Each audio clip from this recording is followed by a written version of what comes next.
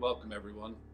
My name is Brother Gary, and I work at St. Lawrence, and I'm part of the staff here. Today's Gospel is chapter 10, and it's the Feast of the Dedication. And Jesus comes in, and everyone's in eager expectation over who Jesus is to us and to them.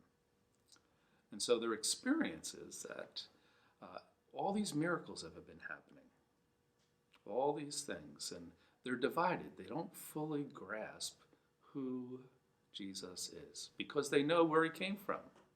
They know many aspects about his life, and so he's very familiar. And so in this situation, Jesus is trying to elicit faith from the people. And so he doesn't want to say outright, I am the Son of God, because he knows that they're going to reject that. So what happens is for the people in the temple at that time, they were in the midst of a crisis. And the crisis was that they were occupied by a foreign government. And so they were eagerly waiting for this Messiah that was prophesied about. And so they were very familiar with a lot of the scripture passages in this situation. So they knew what they were looking for. And so Jesus comes in a way that they're unfamiliar with these miracles. No one has ever done these miracles before. And so here he is, he stands in their midst, and they're asking him, all right, we're trying to figure this out. Will you just tell us plainly who you are? So Jesus takes a little time and he says, well, my works witness to my Father.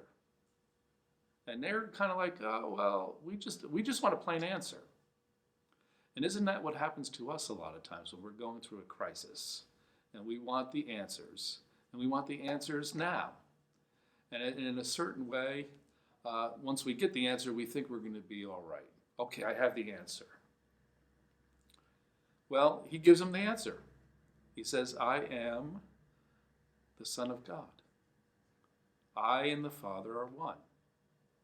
So I think the Lord is inviting us into a mystery today. Not for a simple answer, but a mystery of coming into the heart of the Trinity. That Jesus is saying to us, the Father and I are one. And our life, your life, is in you. So you'll experience our life within the very heart of God's heart, the Father's heart. And so there is a little mystery here.